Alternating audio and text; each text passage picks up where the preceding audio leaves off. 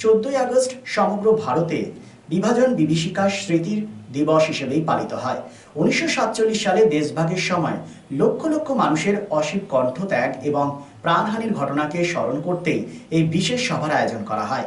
2021 সালে ভারতের প্রধানমন্ত্রী নরেন্দ্র মোদী এই দিনটি পালনের ঘোষণা করেন।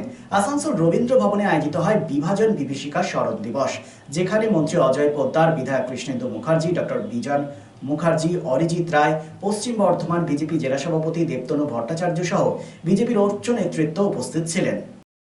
পালন করা হচ্ছে ওনার নেতৃত্বে আমরা সুন্দরভাবে হর ঘর তিরঙ্গা কর্মসূচি পালন করে চলেছি।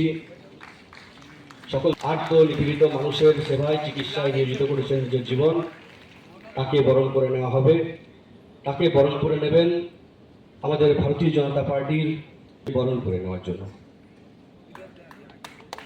সকলকে অনুরোধ করব করতালির মাধ্যমে ওনার সম্মান বাড়িয়ে তুলবেন।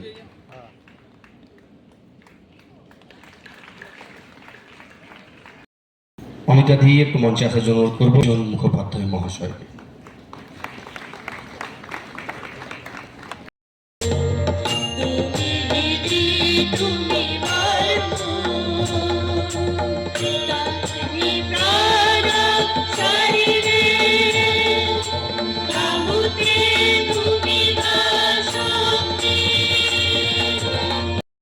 মহাশয় সহ মঞ্চের সমস্ত স্তরের কার্যকর্তাকে অনুরোধ করব প্রদীপ প্রজ্বলন।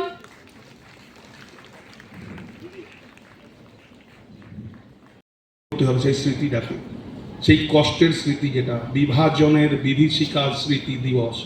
আজকে এই দিনটা এই জন্যই, কালকে সেলিব্রেশন সবাই করব, সবাই বাড়ি বাড়িতে জাতীয় পতাকা উড়াবো, তিরঙ্গা র্যালি করব, কিন্তু তার মধ্যে আজকের দিনটা মনে রাখবো যাদের প্রাণের বিনিময়ে 14ই আগস্ট, যাদের ঘর দুয়ার সব কিছুর বিনিময়ে আজকের দিনে স্বাধীনতা এসেছে, তাদেরকে মনে রাখবো। তার জন্যই আজকের দিনটা। সবাই ভালো।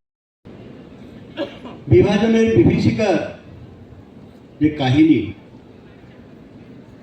আমরা আমাদের পিতৃপুরুষদের কাছ থেকে শুনেছি, ঠাকুমাদের কাছ থেকে শুনেছি, বাপ ঠাকুরদের কাছ থেকে শুনেছি, এবং কিছুটা হলেও আমরা হয়তো বইয়ে পড়েছি।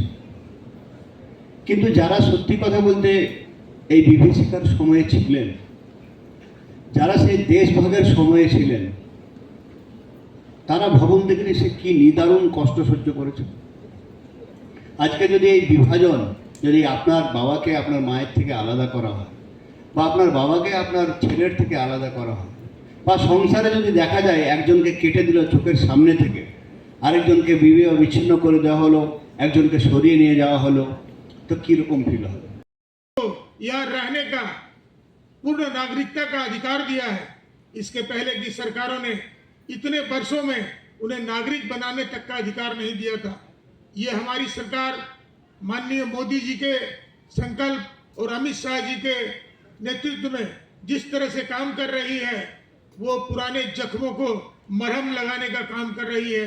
इसके पहले की सरकारों ने कभी मरहम की जगह नमक छिड़कने का काम किया था। उन सरकारों को हम भूल नहीं सकते हैं। मोदी जी के नेतृत्व में भारत जिस तरह से आगे बढ़ रहा है, उसके साथ विस्थापित लोगों ने अपनी जिंदगी को नया आयाम देने शुरू कर दिए हैं। वो चाहे इंजीनियर, डॉक्टर और आज किसी भी क्षेत्र में वो हमारे से पीछे नहीं है। जो लोग विस्थापित होकर बंगाल आए थे या पंजाब आए थे, आज वो भारत के नागरिकों में से किसी के बराबर में खड़े हो सकते हैं। चाहे वो शिक्षा का क्षेत्र हो, व्यवसाय का क्षेत्र हो, डॉक्टर हो, इंजीनियर हो, हर क्षेत्र में वो आज समानता का अधिकार प्राप्त कर चुके हैं। और हमारी सरकार माननीय नरेंद्र मोदी जी के नेतृत्व में उन लोगों को भारत का प्रथम नागरिक और नागरिक बनाने के लिए जो प्रयास किए हैं, उन प्रयासों की मैं सराहना करता हूं।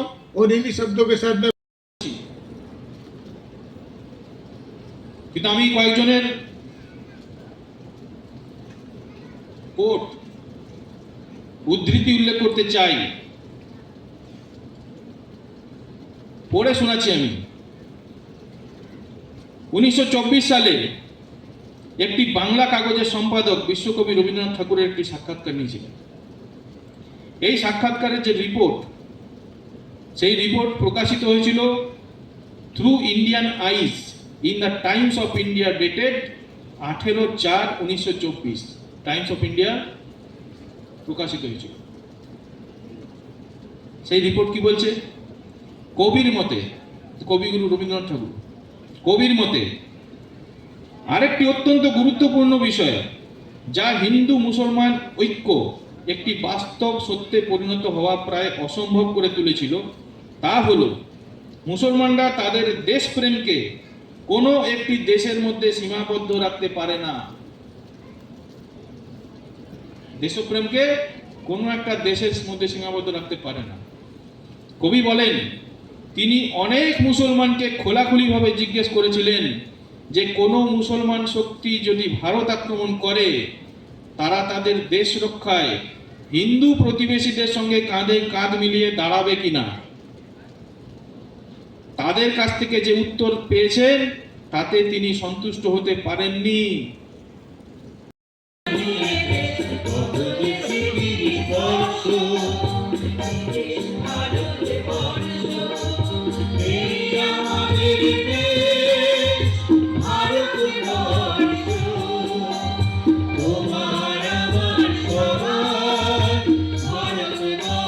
আমাকে দাঁড়িয়ে থাকতে দেখেনি দুজন, কিন্তু সেদিন ওদের এত নিষ্ঠার সাথে পুতুলের বিয়ে দেওয়া দেখে কোথায় যেন হারিয়ে গেছিলাম।